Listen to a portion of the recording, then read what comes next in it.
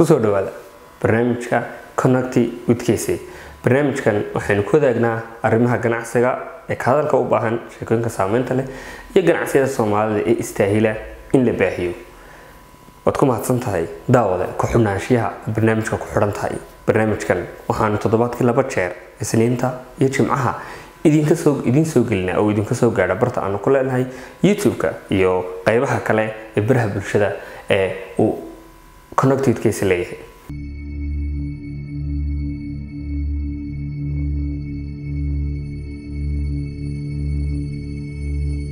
barnaamijka waxa aynu ugu talagalnay inaanu xog ku siino ama wax ugu sheegno ku dhiirigelino ganacsada lana wadaagno waxyaabo horumar sameyn kara ama xallin kara dhibaatooyinka uu ganacsigu soo waajo.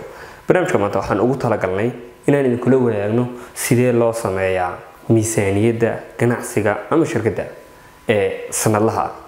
ujeedada ugu weyn ee ganacsi loo abuuro in faa'iido laga sameeyo. si faa'iidadaas loo gaaro ganacsigu waa in uu iib sameeyaa, waa inuu iibiyaa ama adeeg iibiyaa ama waa inuu alaab uu hayo uu iibiyaa. iibku waxa uu ganacsiga u yahay lafdhabar. haddii aanu iib jirin waxay ka dhigan tahay ganacsigaasi ma sii jiri karo.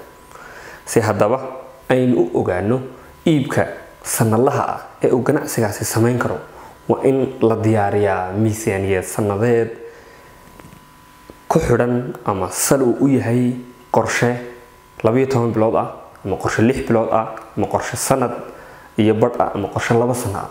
kolba qorshaha uu xajmiga kambanigu u dhiganayo ayay ku xidhan tahay. si loo sameeyo hadaba miisaaniyadaasi waxa muhiim noqonaysa in la isla helo 5 qodob. qodobkooda waxa weeye in ganacsigu helo ama uu leeyahay shaqaale xirfadooda aad u sareyso oo u tababaran ma aqoon fiican u leh qaabka wax loo iibiyo macmiilka iib looga sameeyo. qodobka labaad waxa weeye in ganacsigu uu leeyahay ama ay shirkadu haysato koox suuqgeyneed oo si fiican u dhisan oo garan karta adeega ama alaabta uu ganacsigoodu iibinayo sida looga dhaadhicin karayo ama loogu qancin karayo macaamiisha ee loo keeni karayo goobta lagu bixiyo adeega ama alaabta lagu iibinayo. qodobka saddexaad waxa weeye in la og yahay qiimaha lagu iibinayo adeegaasi ama alaabtaasi ma yahay mid la tartami karaya qiimayaasha tartamayaasha suuqa ku jira ee wax ku iibinaya. qodobka afraad waxa weeyaan badeecadani ma tahay mid baahida macmiilka ama adeegan ma yahay mid baahida macmiilku uu qabo dabooleysa ma xal u helaysa. qodobka shanaad waxa weeyaan adeegan ama alaabtan uu ganacsigu iibinayo ma tahay tayadiisu mid aad loo ilaaliyay oo la tartami karaysa suuqa ganacsiyada ku jira ee sidaada oo kale ama ganacsigaaga oo kale ku haya. tayadu ma tahay tay la tartami karta ma tahay tay ka fiican oo ka sareysa. 5 arrimood marka aynu isla helno waxaynu miis isugu keenaynaa kooxda iibka, kooxda suuqgeynta iyo kooxda wax soo saarka. markaas laga tashanaya in la dejiyo miisaaniyadda sanadlaha ah ee uu ganacsigaasi ku shaqeynayo ee la tacalluqda ama ku lug leh iibka ganacsigaasi u sameynayo. intaas marka la isla helo waxaa loo imanaya qaacidada lagu saleynayo ama lagu dhisayo iibkaasi. waa tirada badeecada ama adeega aynu iibinayno oo lagu dhuftay qiimaha halka badeeco ama halka adeeg ee uu ganacsigu iibinayo oo la mid noqon doonta wadarta guud ee iibka oo lacag ah. waxaynu ognahay kooxda suuqgeyntu waxa ay u qaabilsan tahay ganacsiga soo xirgelinta iyo ka soo dhaadhicinta macmiilka adeega ama alaabta uu ganacsigaasi hayo. sidaas la mid ah qolada iibka waxa looga baahan yahay macmiilka goobta soo gaadhay sidii ay u fahansiin lahaayeen adeega ama alaabta uu hayo ganacsigaasi ugu qancin lahaayeen uga iibin lahaayeen marka ugu dambeysana lacagtaasi ay ugu hubsan lahaayeen qasnada ganacsiga ama meherada uu ka shaqeynay. intaasi marka ay sidaas isugu daba dhacdo ganacsigu wuxuu ogaanayaa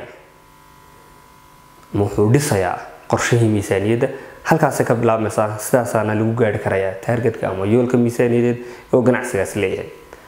Hadaba waxa dhici karta ganacsigaasi inuusan gaadhin targetkii ama yoolkii miisaaniyadeed ee loo dhigay. Saddex arrimood baa sabab noqon kara. Waxa sabab noqon karta iyada oo uu dhaqaalaha ama jeebka ama waxaan purchasing power ka loo yaqaan iibsiga macmiilku isagoo hoos u dhaca. Tusaale dhaqaalaha hoos u dhaca ama dhibaatooyin dabiici oo yimaada. Taas waxay hoos u dhigi kartaa targetkii la rabay in la gaadho. Waxa kale oo targetka hoos u dhigi karaya iyada oo la sameeyo of estimating in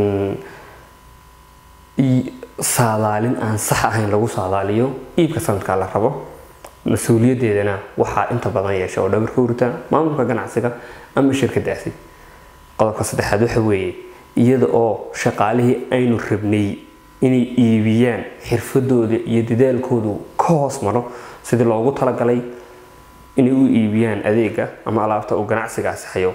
Taana eedeeda waxa yeelanaya shaqaalaha marka koobaad, marka labaadna maamulka ku ilaalinayay ama ku daba socday shaqadoodaasi maalinlaha ah ayaa yeelanaya. Intaasi buu maanta barnaamijkeenu ku eegyahay. daawade aad baad u mahadsantahay. Si aad mar walba ugu xunaato barnaamijka fadlan subscribe garee gambaleelkana taabo si aad u noqoto qofka koobaad ee muuqaalkan soo gaaro. Aad baad u mahadsantahay.